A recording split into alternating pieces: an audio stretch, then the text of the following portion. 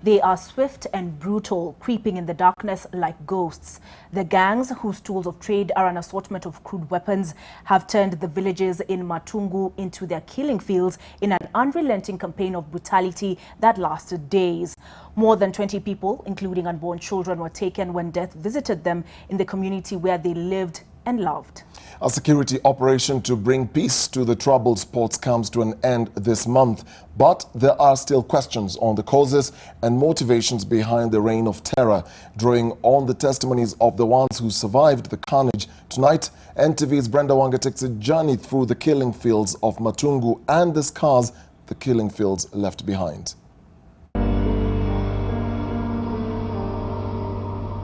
Matungu, a quiet community where people have been going about their daily activities undisturbed.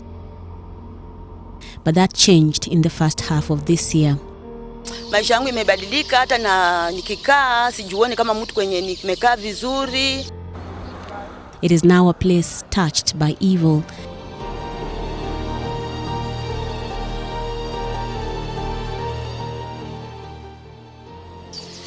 Tuko afraid too.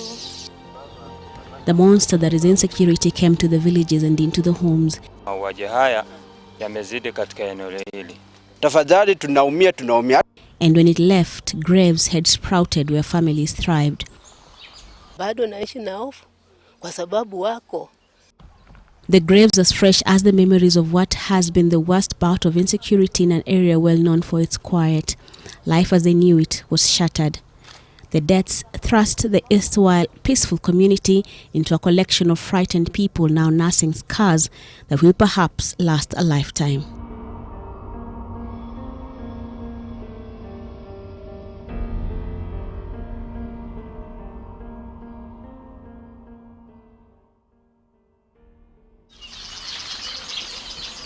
Patched in the homes they've painstakingly built, the birds call to each other, their voices joining in a song that brings cheer. But that cheer is lost on the occupants of this home in Matungu, Kakamega County. For the last 4 months, the family of Mzee Saidi Kongani has been living under a heavy cloud of grief and sorrow. Their once vibrant home, now a pale shadow of its former self. In line with traditions here, a door stays open during the day. It is their way of mourning the late Yusuf Shindu and his late wife Shiro Wanjiru. 28th of March 2019 was the last time they saw the young couple alive. Aged 30 years old, had finished his day's chores. He was a businessman and a farmer, according to his parents.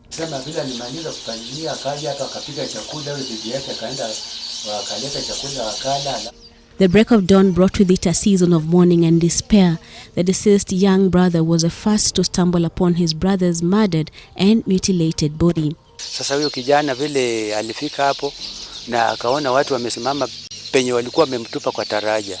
Sasa naye akakimbia na pikipiki akaenda hapo akapata ni huyu kijana ambaye ni ndugu yake ambaye ameuliwa. Mwisho alafu akarudi na akakutana na mimi kama ninaenda shamba kulima. Ilikuwa kitu saa 12:30 asubuhi. Sasa akaniambia, baba, una habari? Sina habari. Huyu ambaye vile unaona watu wamesimama kwa taraja hapo, ndugu yangu Yusuf Shindu ndio ameuliwa, ametupwa hapo. Nikakuacha chembe na panga nikakimbia pale kwa taraja, nikapata kweli ni huyu mtoto ndiye alikuwa ameuliwa vibaya sana. Unknown to them, an even grimmer situation awaited them at home, right inside Yusuf's house. Huyu kijana pia naye vile alimpata huyo ndugu yake ameuliwa hapo kwa taraja, akakimbia kurudi kujulisha huko watu wameua Shindu, yuko hapo.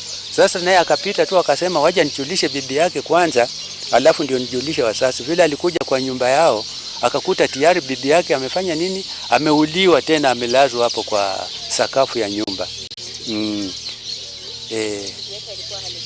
Bibi yake alikuwa tayari wamemrape. The fatalities that night could have been higher. Saumu Wanga was once married to Yusuf. They have a child together. She left the marriage to pursue her education, but still maintained ties with the deceased family as they took care of her education needs. On that fateful night, she was at home, a stone throw away from here. She received a call. Ati nitoke nje. Bila nipigiwa nitoke nje, nikamuuliza ni nani. Akaniambia ni Abu.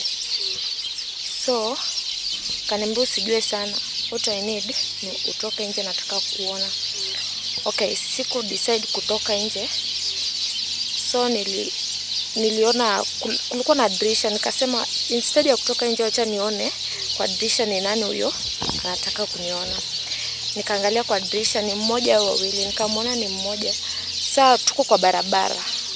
Nikaona gari inakuja. Gari venye ilikuja, lights za gari kamulika, nikamwona ndio ni mtu mmoja. Lakini venye aliona gari, unajua ilikuwa usiku kitu saa 7 hivi. Kwa saa 7 saa 6. Sasa venye aliona gari ikawa pia maybe ilikuwa Land Rover, ajifiche juu ni risk pia kutembea usiku. Sasa venye alijificha nikaelewa tu maybe anajificha saizi Land Rover anatembea wakipatrol mapolisi, it's okay. Sasa kidogo hivyo tena hiyo gari ikafika mbele, nikaona wengine wawili wanakimbilia, kuna msituni hapo karibu na kwetu, msitu, wakaingilia hiyo njia ya msitu. Sasa nikasema hapana, hapa ni kubaya, na niambia kwa mmoja, na sasa sikujua kama walikuwa nao. That intuition saved her life, as her family believes whoever murdered Yusuf and his wife was out to inflict even more pain. In hushed tones, residents of the area say the murder was well calculated and targeted, evidenced perhaps by the veracity of the attack and how badly mutilated the bodies were. While the motive of the killings remain a mystery, at least officially, on the ground, talks of a deal gone sour reverberate in the villages and the shopping center. According to the family, he was a hard-working young man whose relative success was attributed to his hard work ethic, but that has done little to silence an alternative narrative. Kwa anapiga matofali na anauza, vingine anafanyia shughuli zake na zingine anatusaidia. Sikumuona kama ni mtu mwenye kuenda nje alafu abebeko vitu ya mtu akuja naza hapa, sijawahi kuonako. His former wife hinted that he may have acquired his cash through less than honest ways. Unajua fununu za watu, sijui alikuwa mkono mrefu. But mimi sikuwa naona. Mimi kwangu mimi nilikuwa namuona tu kazi yake ilikuwa kuchota mafuta. Kwenda kule buka suku Mumias Sugar huko hivyo na kuongojea zile na kuchota mafuta na kuuza hizo mafuta za diesel peke yake. But sikumuona kwa njia nyingine zenye watu walikuwa wanaongea, sijui alikuwa nini. There are those who believe that this was why he was murdered. The motive and perpetrators of that attack that robbed this family of its breadwinners are yet to be fully established, the family only calling for the government to speed up investigations and bring their son and his wife's killers to book.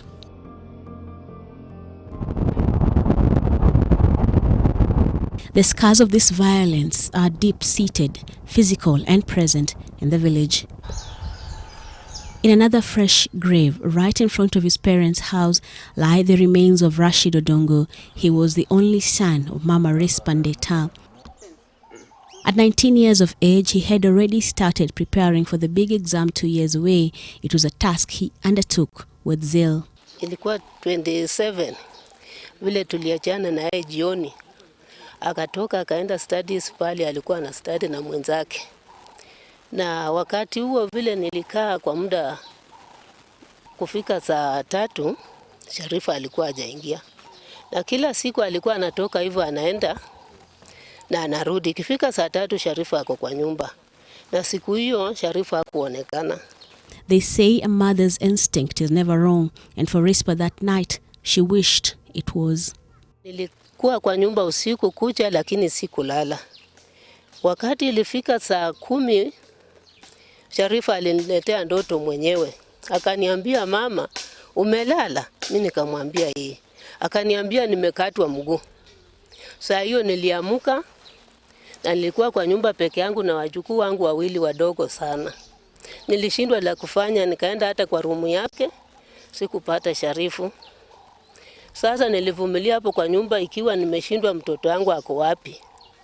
Muda kidogo, karibu kama saa 12 asubuhi, saa 11 nikatoka nje, nikasikia kwenda choo. The toilet is right at the front of her house and right next to it, a road. Nilitokezea tu hapo kwa sababu alikuwa amevaa sweta ya pink na alilala kifutifuti, mkono alishika hapa na kichwa ilikuwa hapo, damu ilikuwa imetiririka hivi. Na hii mkono alikuwa ameweka hivi na hiyo upande huu ndio ilikuwa amedungwa. Upande. Kwa sababu kichwa alilalisha tu hivi kidogo.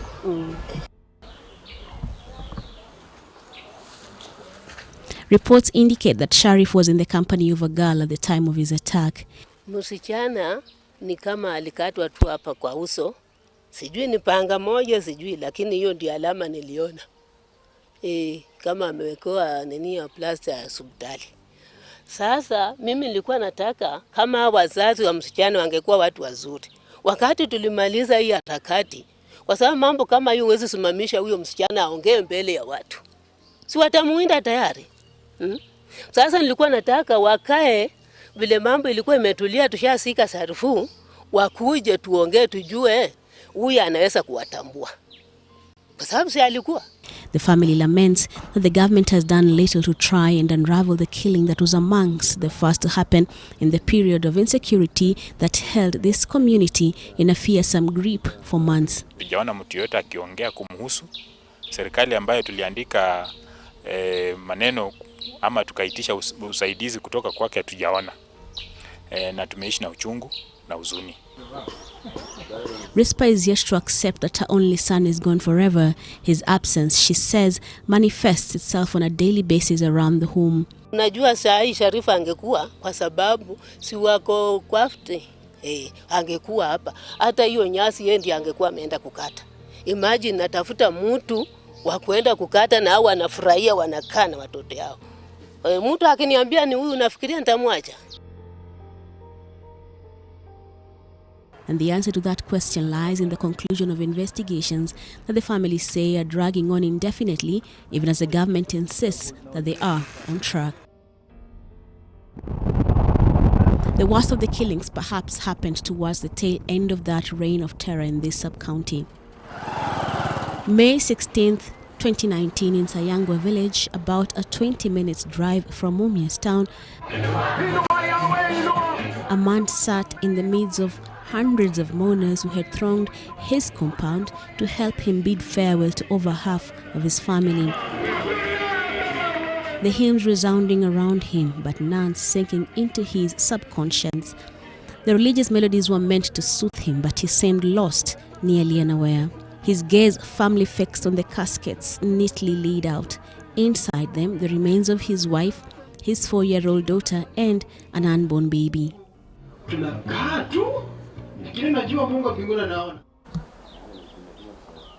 A month later, we meet him at his home. He's been slowly undertaking the fraught, painful business of reckoning with his new reality.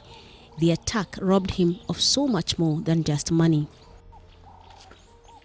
Stephen Rapacci knows just how lucky he is to be taking those shaky steps. He knows only too well that his could have been the 4th grave here. It all started when he took a second wife at the insistence of his first. Sasa hiyo mama akasema badala kwenda kutafuta bibi nyingine kutoka mbali wapi, wacha nikwende kuletea mko wangu, mkisikizana muishi na yeye. That plan worked out well, but not to the liking of his first wife. The second wife quickly gave birth to 3 children and was expectant with the couple's 4th. Walikuwa wasikizana na yeye sasa huyu. Imbalika, tumesema imbalika uchungu. Sasa huyu nimeleta tena anataka kutahala hapa. Na hii mtu alikuwa sasa kufa hivyo nini, sasa maneno mengi imeingililia hapo. Sasa shida ni huyo mama mwenyewe ndiye ameleta, lakini mimi si nilikuwa sina hasira. That jealousy allegedly took a dark, twisted and deadly turn when Rapacci decided to upgrade the house his second wife lived in. He sold a piece of his land for 50,000 shillings. The proceeds were meant to begin the construction of the second wife's house. Mama mkubwa kwa hiyo pesa nilimpatia 10,000. Na hao watu kujua niko na pesa ni mama ule. Mama ule aliongea kwa hiyo maneno ya pesa hii. According to relatives, the first wife wasn't impressed by the token and arranged an attack that devastated this homestead. Mwendo wa saa 4 nilikuwa nimeshalala. Kaona watu wanagonga mlango, nikasema hapana, wagonga mlango ni nani? Kwenda kufungua na wanaingia speed safari moja. Sasa kitu waliingia kunishika, kuanza kunichapa kofi 3 ile mzito sana. Mpaka nikachanganyikiwa akili. Sasa wanilishika vile wameshaingia wote, kuanza kufanya nini? Kuniuliza pesa. Mzee, tupe pesa. Mimi nawaambia sina pesa, niliwaambia mara 3. Mara 4 wakasema kama mzee anasema hana pesa, tufanye nini? Si kumtoa. Sasa kutoa hivyo ndio kanaanza kunichapa ile kabisa, kuonyesha kwamba wanamaliza. Kweli wananigonga mpaka wakaachana naye, wakati huo mzee wetu tumemalizana naye. They then went after his family and killed 2 of them. Mzee Rapacci was only informed of the demise of his wife, his daughter, and their unborn child 2 weeks after the attack that also left him nursing serious injuries.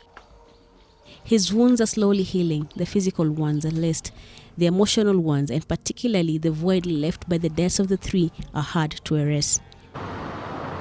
Equally hard to forget is the lack of progress in the investigation and prosecution of those responsible for not just the massacre in this family, but of 17 other victims of the killings in Matungu. The pace of serving justice has seemed glacial. At the onset, the killings had been blamed on an infamous gang christened the 42 Brothers. Crude weapons, machetes and knives being their preferred choice, the gang is said to have struck mercilessly, ruthlessly. Ilikuwa imekatakatwa, hata huwezi kujua ni mwanadamu. Imekatwa tena, wamerarua kwa tumbo, wamempiga makizi wakirarua, wamemkata kwa kichwa, wamemkata kwa shingo nyuma. Ni damu tu. Kwa amedungwa kwa karibu na jicho. Sasa hiyo kisu nafikiria ilitoboa kichwa na ikafika paka kwa shavu lake. The consistent thread in the attacks, the use of knives to inflict as much damage as possible. The security agents, however, say these cases are isolated. According to the police, the deaths of 2 teenagers, including Sharif, were revenge murders. They are not all related in terms of the causes. In fact, 6 of them were caused by, were actually through mob injustice. 6 of them. And that of course happened as a